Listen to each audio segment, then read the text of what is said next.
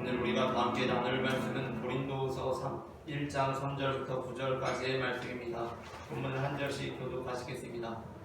찬송하리로다. 그는 우리 주 예수 그리스도의 하나님이시요 자비의 아버지시요 모든 위로의 하나님이시며 우리의 모든 환난 중에서 우리를 위로하사 우리로 하여금 하나님께 받는 위로로서 모든 환난 중에 있는 자들을 능히 위로하게 하시시로다. 그리스도의 고난이 우리에게 넘친 것 같이 우리가 받는 위로도 그리스도로 말미암아 넘치는도다. 우리가 환난 당하는 것도 너희가 위로와 구원을 받게 하려는 것이요 우리가 위로를 받는 것도 너희가 위로를 받게 하려는 것이니 이 위로가 너희 속에 역사하여 우리가 하는 것 같은 고난을 너희도 견디게 하느니라. 너희를 위한 우리의 소망이 견고함은 너희가 고난에 참여하는 자가 된 것 같이 위로에도 그러할 줄을 알미라.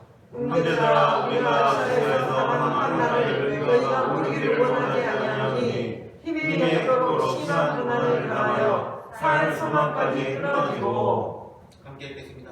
우리는 우리 자신이 사형 선고를 받은 줄 알았으니 이는 우리로 자기를 의지하지 말고 오직 죽은 자를 다시 살리시는 하나님만 의지하게 하시리라. 아멘. 이스라엘의 가장 위대한 왕 다윗은 왕이 되기 전에 그 목숨이 위태로울 만큼의 환난들을 당해야 했습니다. 애굽의 총리가 된 요셉 역시 애굽의 총리가 되기 전에 숱한 고난들에 시달려야 했습니다. 그들이 환난과 고난을 당한 것은 그들의 잘못이나 실수로 인한 것이 아니었습니다. 오히려 그들은 하나님 앞에서 의로운 사람들이었습니다. 그러나 그럼에도 불구하고 그들의 삶에는 환난이 찾아왔고 고난이 엄습해왔습니다. 우리는 하나님을 잘 믿고 예수님을 잘 믿으면 복을 받는다는 메시지에 익숙합니다. 물론 그 말씀은 전적으로 진실된 메시지입니다. 그러나 그 말씀이 품고 있는 선율은 우리가 하나님을 잘 믿으면 하나님의 복을 받고 예수님을 잘 믿으면 예수님의 복을 받는다는 단조로운 멜로디로만 이루어지는 것이 아닙니다. 사도 바울은 이렇게 말씀합니다. 로마서 8장 17절 말씀을 다 함께 합독하시겠습니다. 자녀이면 또한 상속자 곧 하나님의 상속자요 그리스도와 함께 상속자니 우리가 그와 함께 영광을 받게 하여 고난도 함께 받아야 할 것이니라. 아멘. 성도의 영광이라는 소프라노에는 성도의 고난이라는 알토가 따라붙고 성도의 영광이라는 테너에는 성도의 고난이라는 베이스가 딸려 있습니다. 그렇게 우리가 누리는 영광은 더욱 장엄해지고 웅장해지는 것입니다. 다윗이 왕이 되기 전 당해야 했던 환난들은 그의 왕됨을 더욱 장엄하게 만드는 환난이었고 요셉이 애굽의 총리가 되기 전 당해야 했던 고난들도 그의 총리됨을 더욱 웅장하게 만드는 고난이었습니다. 요한복음 9장에는 날 때부터 맹인으로서 살아왔던 한 사람에 대한 말씀이 기록되어 있습니다. 많은 사람들은 그의 맹인됨이 그의 죄 또는 그 부모의 죄로 인한 것이라고 생각했습니다. 그런데 그에 대해 예수님께서는 이렇게 말씀하십니다. 요한복음 9장 3절 말씀을 다 함께 합독하시겠습니다. 예수께서 대답하시되 이 사람이나 그 부모의 죄를 위한 것이 아니라 그에게서 하나님이 하시는 일을 나타내고자 하시리라. 아멘. 우리가 그리스도인으로서 살아가면서 당혹스러운 점은 우리의 삶에 시련이 찾아온다는 것입니다. 그런데 그 시련이 찾아오는 것이 우리의 잘못이나 우리의 실수로 인한 것도 아니고 우리가 주어진 삶에 최선을 다해 성실하게 살아가고 신앙생활에 있어서도 충성을 다해 살아가고 있는데도 불구하고 우리의 삶에 시련이 찾아온다는 것입니다. 그럴 때 우리는 낙심합니다. 하지만 성경은 우리에게 하나님을 잘 믿고 그 길을 충실하게 걸어갔던 인물들임에도 불구하고 그들의 삶에 찾아왔던 환난과 고난들에 대하여 말씀하고 있습니다. 그러므로 우리는 우리가 하나님을 잘 믿고 있음에도 불구하고 우리의 삶에 환난과 고난들이 찾아온다고 해서 낙심해서는 안 됩니다.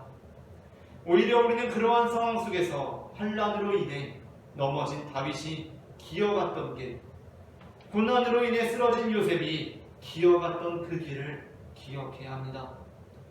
그렇게 우리는 오늘 우리의 삶에 있는 환난과 고난들도 아무런 뜻이 없이 주어진 것이 아니라 하나님께서 나로 하여금 위대한 왕으로 만들어 가시기 위해, 하나님께서 나로 하여금 굶주린 수많은 영혼들을 먹여 살릴 지도자로 만드시기 위해, 그러니까 누구의 죄 때문이 아니라 바로 하나님께서 하나님의 일을 나타내시기 위해 허용하신 것임을 깨닫고 우리 또한 다윗처럼 요셉처럼 이 고된 길을 기어서라도 가야 하는 것입니다.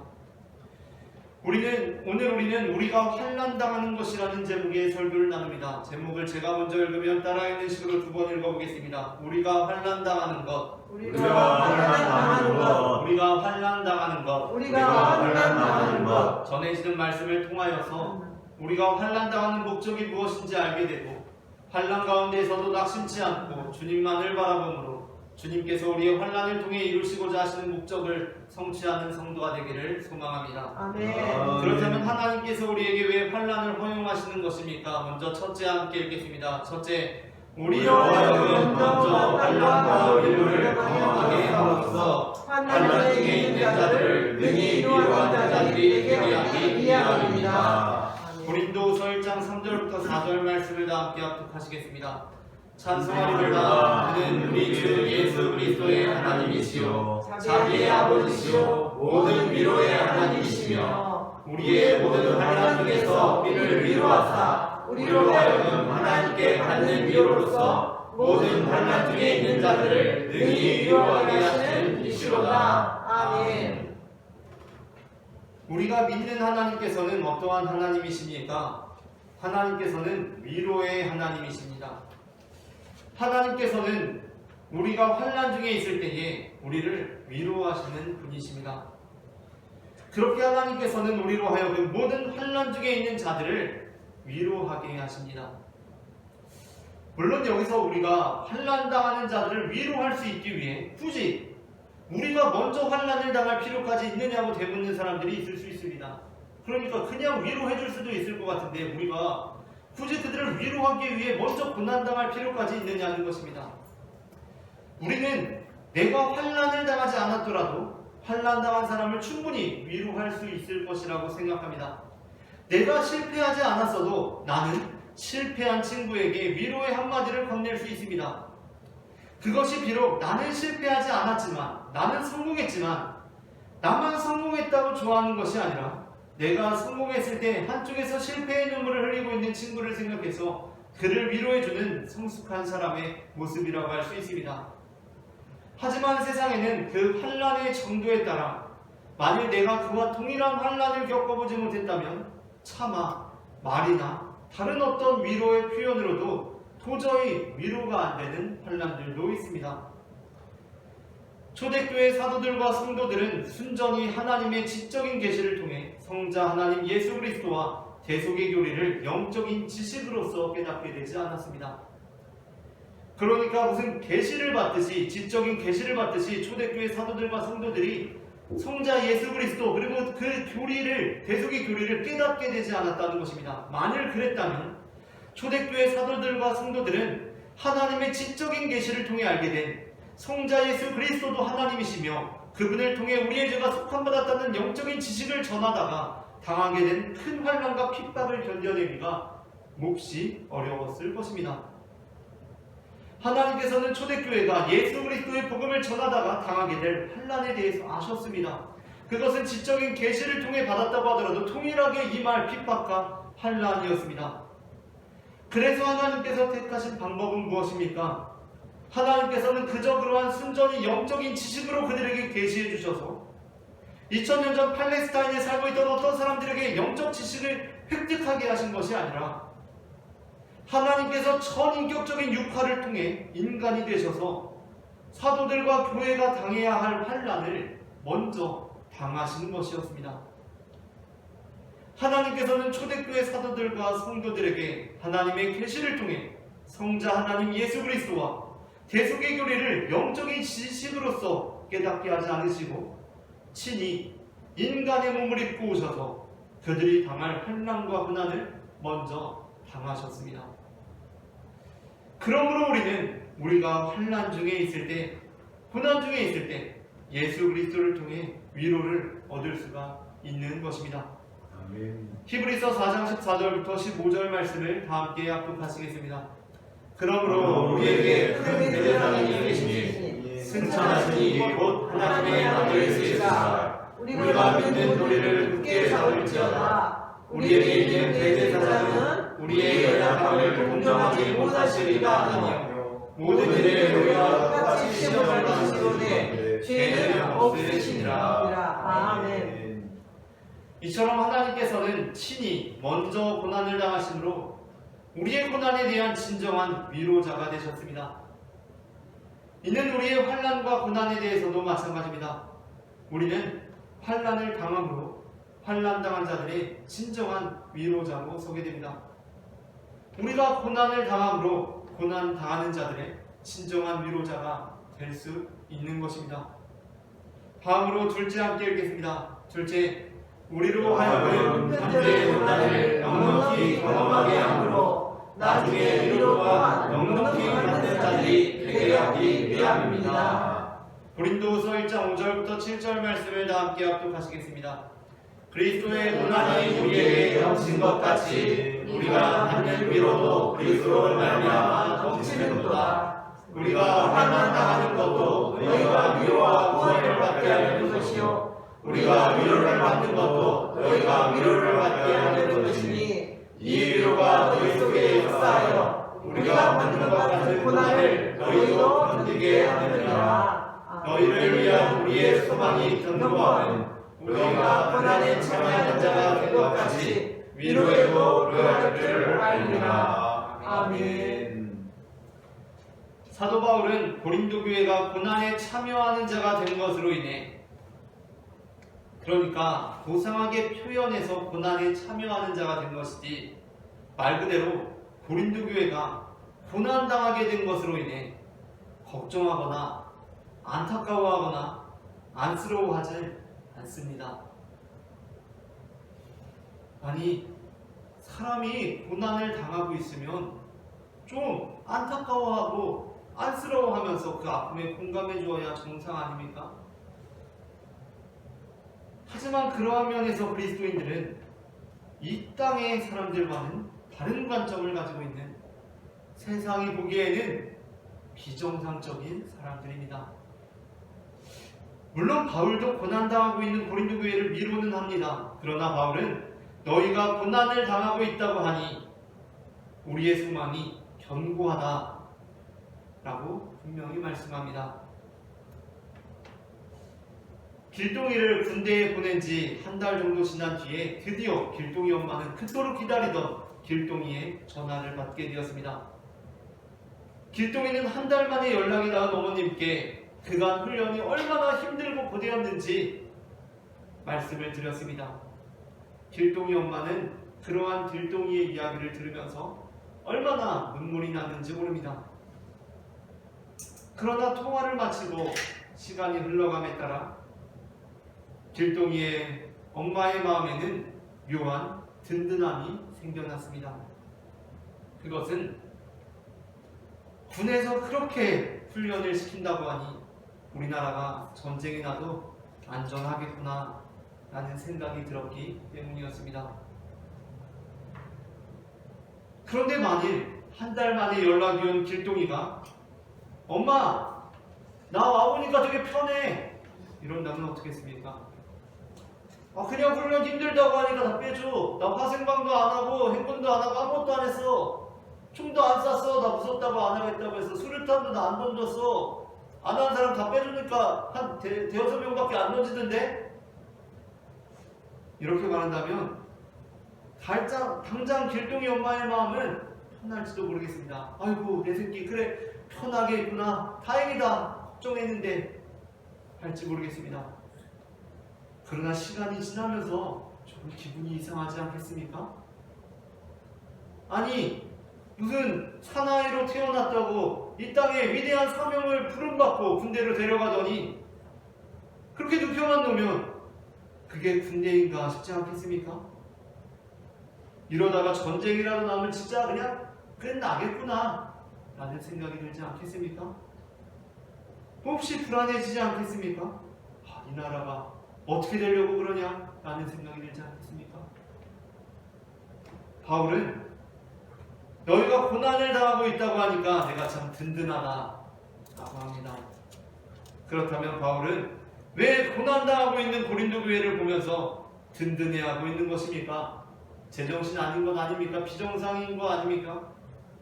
그 이유는 그들이 제대로 훈련을 하고 있는 것을 보니 나중에 영광스러운 승리를 할 것이 불보듯 뻔하게 보이기 때문입니다. 힘들게 고되게 훈련을 하고 있다는 것을 보니 야, 전쟁이 나도 이기겠구나, 하늘답게 싸우겠구나, 이 나라를 위해서 그 목숨 부끄럽지 않게 던지겠구나 라는 마음에 든든해지는 것입니다. 그렇게 그들이 고난에 참여하는 자들이 된 것 같이 위로에도 참여하는 자들이 될 것이기 때문입니다.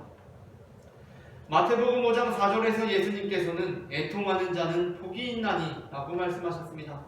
애통하는 자들이 왜 복이 있습니까? 그 이유에 대해서 예수님께서는 이렇게 말씀하십니다. 그들이 위로를 받을 것이기 때문이다. 우리가 이 땅에서 애통하게 된 것은 참으로 안타까운 일입니다.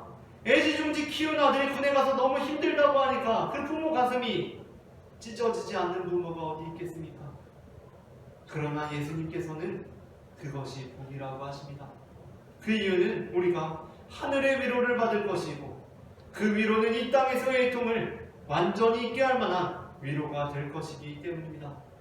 요한계시록 21장 1절부터 4절까지의 말씀을 한 절씩 교독하시겠습니다. 또 내가 새 하늘과 새 땅을 보니 처음 하늘과 처음 땅이 없어졌고 바다도 다시 있지 않더라. 또 내가 보매 거룩한 성 예루살렘이 하나님께로부터 하늘에서 내려오니 그 준비한 것이 신부가 남편을 위하여 단장한 것 같더라. 내가 들으니 보좌에서 큰 음성이 나서 이르되 보라, 하나님의 장막이 사람들과 함께 있으매 하나님이 그들과 함께 계시니 그들은 하나님의 백성이 되고 하나님은 친히 그들과 함께 계셔서 모든 눈물을 그 눈에서 닦아주시니 다시는 사망이 없고 애통하는 것이나 목하는 것이나 아픈 것이 다시 있지 아니하리니 성도들이 다 지나갔으리라. 아멘. 그러므로 사도 바울은 앞서 읽었던 로마서 8장 17절 자녀이면 또한 상속자 곧 하나님의 상속자요 그리스도와 함께한 상속자니 우리가 그와 함께 영광을 받기 위하여 고난도 함께 받아야 할 것이니라 라고 말씀한 후에 18절에서 이렇게 덧붙입니다. 다 함께 합독하시겠습니다. 18절만 합독합니다. 생각하건대 현재 열반에는 장차 우리에게 나타날 열반과 비교할 수 없도다. 아멘. 누가복음 16장 19절 이하에 나오는 거지 나사로는 이 땅에서 참으로 애통할 만한 삶을 살았습니다. 반면 부자는 이 땅에서 애통할 것이 하나도 없는 삶을 살았습니다. 그러나 그들의 나중은 어떻습니까? 거지 나사로는 아브라함의 품에서 위로를 얻게 되고 부자는 음부에서 고통 중에 괴로움을 갖게 됩니다. 누가복음 16장 25절 말씀을 다 함께 합독하시겠습니다. 아브라함이 이르되 너는 살았을 때에 좋은 것을 받았고 나사로는 고난을 받았으니 이것을 기억하라. 이제 그는 여기서 위로를 받고 너는 괴로움을 받느니라. 아멘. 군 생활할 때에 항상 편안하게 쉬고 훈련 다 빠지고 수류탄도 안 던지고 총 한 번 안 쏴본 친구는 막상 전투가 나면 하나하나가 너무 고통스럽지 않겠습니까? 그러나 군 생활을 충실히 하고 모든 훈련에 동참한 사람은 그 군인은 군에서 웬만하게 힘든 것이 찾아오더라도 별로 힘들지 않을 것입니다. 왜냐하면 다 기본으로 하는 것이기 때문입니다. 그러므로 우리가 어찌 이 땅에서의 고난으로 인해 심란해할 수 있겠습니까? 고난을 당할수록 마음이 든든해지고 소망이 견고해지는 것입니다. 매일매일 훈련하는 군인은 당장 힘든 것이 사실이지만 그 마음은 날마다 든든해집니다. 군복을 입고 있는 바로 나라는 존재에 대해 나 스스로가 마음이 든든해지는 것입니다. 반면 매일 놀고 먹는 군인은 당장은 편할지 모르나 그 마음은 날마다 불안해집니다. 즉 나라는 존재가 이 나라의 군인이라는 것이 그 자체가 나 스스로 몹시 불안하고 믿을 수가 없는 것입니다. 그렇게 사도 바울은 고린도서 4장 10절부터 11절 그리고 16절부터 18절에서 이렇게 말씀합니다. 다 함께 한 절씩 교독하시겠습니다. 우리가 항상 예수의 죽음을 몸에 짊어지면 예수의 생명이 또한 우리 몸에 나타나게 하려 함이라. 우리 살아있는 자가 항상 예수를 위하여 죽음에 넘겨짐은 예수의 생명 또한 우리 죽을 육체에 나타나야 함이라. 그러므로 우리가 낙심하지 않으니 우리의 겉사람은 낡아지나 우리의 속사람은 날로 새로워지도다. 우리가 천지라는 하나님과 것이 지금 느끼고 영원한 영원의 주권에서 우리에게 이르게 하니. 함께 읽겠습니다. 우리가 소망하는 것은 보이는 것이 아니요 보이지 않는 것이니 보이는 것은 잠깐이요 보이지 않는 것은 영원하니라. 아멘. 마지막으로 셋째 함께 읽겠습니다. 셋째, 우리로 하여금 큰 고난을 통과함을 통해 그 고난보다 더 크신 하나님을 기억하게 하기 위함입니다. 고린도후서 1장 8절부터 9절 말씀을 다 함께 합독하시겠습니다. 형제들아, 우리가 아시아에서 당한 환난을 너희가 모르기를 원하지 아니하노니 힘에 겹도록 심한 고난을 당하여 살 수방까지 끊어지고 우리는 우리 자신이 사형 선고를 받은 줄 알았으니 이는 우리로 자기를 의지하지 말고 오직 죽은 자를 다시 살리시는 하나님만 의지하게 하심이라. 아멘. 저보다 먼저 군에 다녀오신 분들에게는 조금 부끄러운 이야기지만 저는 20여 년 전에 군대를 갔다 오고 나서 지금 20년이 지난 후에 군 생활을 하고 있는 군인들이 힘들다, 어렵다라는 이야기를 하고 있는 것을 보고 있으면 물론 그들에게 나라를 지켜주는 고마움이 있지만 한편으로는 걱정이 되기도 합니다. 훈련을 저렇게 해서 요즘 군에서는 뭐 핸드폰도 쓰고 다 쓴다는데 야 이게 될까라는 생각이 드는 것이 사실입니다. 그 정도로 힘들다고 그 정도로 고통스럽다고 저러고 있으면 우리나라가 어떻게 될까라는 생각이 들기도 합니다. 그런데 저도 이렇게 살아가다 보면 크게 힘든 일들을 경험한 것은 아니지만 살다 보면 힘들고 어려운 일들이 있지 않습니까? 그런데 제가 지금 20년 전에 군 생활하고 나서 20년이 지난 후에 군 생활하고 있는 친구들을 보면서 어떻게 해야 되나라는 마음이 드는 것처럼 우리로부터 2000여 년 전에 신앙생활을 한 우리의 믿음의 선진들이 지금 내가 힘들다, 고되다, 피곤하다 라는 모습을 보면 우리의 믿음의 선진들이 하늘에서 어떠한 표정을 짓고 있을까를 생각하게 되곤 합니다. 물론 우리의 삶에 힘든 일들이 많이 있습니다. 고통스러운 일들이 있습니다. 정말 힘들 것 같을 때도 있습니다. 제가 이렇게 사연들을 들어보면 정말 힘드시겠다 라는 생각이 들 때도 있습니다. 그런데 사도 바울은 정말 심한 고난을 당했습니다. 살 소망이 다 끊어지고 사형 선고를 받는 것 같은 고난을 바울과 20년 전이 아니라 2000년 전에 우리의 믿음의 선진들이 했습니다. 그들이 볼 때 우리의 모습은 어떨까? 내가 지금 이것으로 힘들다, 고되다라고 하고 있는 모습을 바울이 보면 어떨까? 라는 생각을 하고 나면 중요한 것은 조금 괜찮아질 때가 있습니다. 우리가 이 사도 바울의 모습을 통해서 우리가 어떻게 고난을 겪어내고 이겨내야 하는가 우리는 생각해 보아야 합니다. 다윗의 환난은 다윗의 잘못으로 찾아온 것이 아니었습니다. 다윗은 잘못한 게 하나도 없었습니다. 잘못한 게 하나도 없는 수준이 아니라 오히려 잘 해왔습니다. 잘했습니다. 그런데 시련이 찾아왔습니다. 그것으로 인해 다윗은 때로 흔들렸고 그 마음이 위태로운 지경에 이르기도 했습니다. 한 번은 다윗이 고난을 겪고 힘든 일들, 정말 다윗은 죽을 뻔한 위기를 겪었던 사람 아닙니까? 하나님의 뜻대로 했는데 나를 죽이려는 사람이 생겼고 그 사람이 나를 보기만 하면 죽이려고 합니다. 한 번은 그러한 상황 속에서 그일라라는 성읍에 근처에 가게 되었는데 블레셋이라는 민족이 그일라를 쳐들어온 것입니다. 아직 다윗은 이스라엘의 왕도 아니고 유다의 왕도 아닙니다. 근데 그일라라는 성읍에 블레셋이 쳐들어왔습니다. 그래서 다윗이 물었습니다. 하나님, 제가 아직 왕도 아니고 제가 그런 상황인데 도망자 떠돌이인데 이 그일라라는 성읍에 블레셋이 쳐들어왔는데 제가 블레셋 무찌르고 그일라 성을 구해야 합니까? 그래서 하나님께서 그래, 너가 아직 왕도 아니고 아무것도 아닌데 도망자 신세지만 그래도 그일라는 우리 성읍이니까 네가 가서 블레셋 무찌르고 그일라를 구원해라 라고 해서 다윗이 하나님의 음성을 듣고 그일라를 구원했습니다. 그러면 그일라 사람들이 좀 다윗을 고마워하고 아유 다윗 도망 중이라고 들었어요. 우리가 거처가 되어줄게요. 우리가 당신의 팀이 되어줄게요. 우리가 함께 해줄게요 라고 그래야 하는 거 아닙니까? 그런데 그일라 사람들이 오히려 다윗의 목숨을 찾고 있는 사울에게 다윗을 넘겨주려고 합니다. 아니 다윗은 하나님의 말씀에 따라서 그일라를 구해줬습니다. 선한 일을 했습니다. 그런데 오히려 그일라 사람들이 사울에게 연락해서 여기 다윗 여기 있습니다. 저희가 넘겨드릴게요 라고 합니다. 다윗은 선한 일을 했는데 당하게 된 일은 오히려 배신과 배반이었습니다. 그로 인해서 다윗은 다시 그일라로부터 떠나서 10광야로 다시 광야 숲으로 들어갑니다. 고통당하는 사람들을 구원해주고 그들을 도와주고 내심 그들로부터 호의를 얻으리라는 기대도 있지 않았겠습니까? 자신이 구원해준 사람들로부터 배신당하고 다시 광야 숲을 속에 들어가게 된 다윗의 심정이 어떠한 심정이었겠습니까? 요나처럼 하나님의 뜻을 거스르는 게 아닙니다. 하나님께서 하라는 대로 했습니다. 선한 일을 했습니다. 하나님께 여쭤봤고 하나님께서 그일라로 가서 블레셋 사람들을 물리치고 그들을 구원해주라고 해서 그렇게 했습니다. 그때 그렇게 말씀하시더니 후에 이제 사울이 내려옵니다.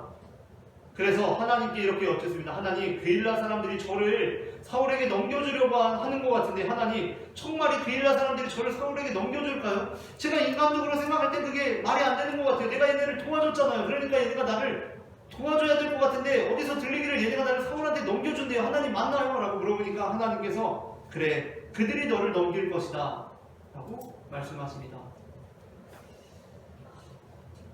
아니 장난하는 것도 아니고 하나님 이런 기도가 나오지 않겠습니까? 아니 무슨 그런 하나님이 다 있습니까? 아니 그걸 아셨으면 애초부터 그일라를 구하지 말라고 하셔야 되는 거 아닙니까?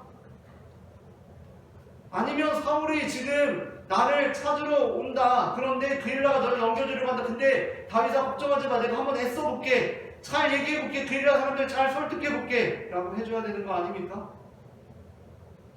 그러나 하나님께서는 다윗에게 그렇게 하지 않으십니다. 참 그러니까 당황스러운 일입니다. 친구가 어느 날 연락이 와서 급전이 필요하다고 합니다. 나도 상황이 좋지 못한데 그래서 하나님께 기도합니다. 그러니까 하나님께서 그래도 그 친구가 참 안타깝다 도와줘라 하십니다. 그래서 도와줬습니다. 그런데 시기가 되어도 친구가 돈을 갚지 않습니다. 그래서 그가 하나님 그 친구가 갚을까요? 라고 물어봤더니 하나님이 안 갚을걸 이러십니다. 아니 하나님 그러면 애초부터 도와주지 말라고 하셨어야죠. 왜 도와주라고 하시고 지금 다시 이게 뭐예요? 좀 하나님 지금이라도 내가 미안하다 잘 설득해 볼게 라고 정도는 말씀해 주셔야죠. 이게 뭐예요? 라는 말이 나오지 않겠습니까? 누가복음 7장에서 예수님께서는 예수님의 발에 입맞추고 향유를 부은 여인을 정죄하는 바리새인을 바라보면서 그의 많은 죄가 사하여졌도다. 이는 그의 사랑함이 많음이라.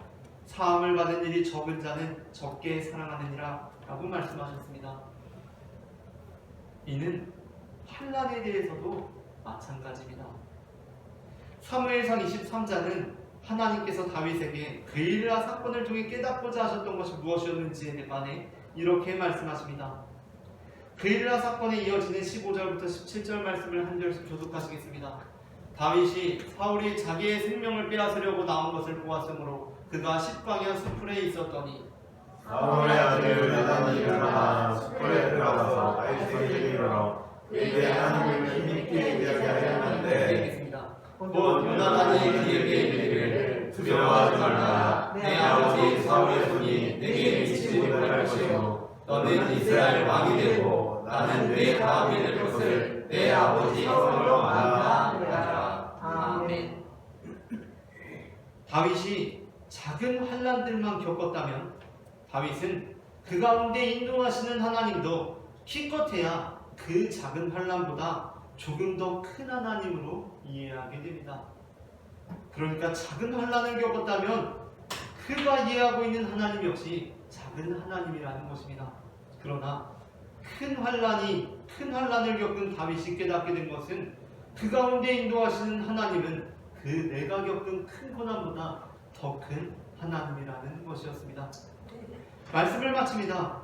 하나님께서 우리에게 환난을 허용하시는 이유는 우리로 하여금 먼저 환난과 위로를 경험하게 함으로써 환난 중에 있는 자들을 능히 위로하는 자들이 되게 하기 위함이고, 우리로 하여금 현재의 고난을 넉넉히 경험하게 함으로 나중에 위로 또한 넉넉히 받는 자들이 되게 하기 위함이며, 우리로 하여금 큰 고난을 통과함을 통해 큰 고난보다 더 크신 하나님을 의지하게 하기 위함입니다. 오늘 우리의 삶이 비록 환난 중에 있을지라도 그 환난을 통해 우리를 더 큰 위로와 영광으로 인도하시는 주님을 신뢰하며 살아가기를 소망합니다.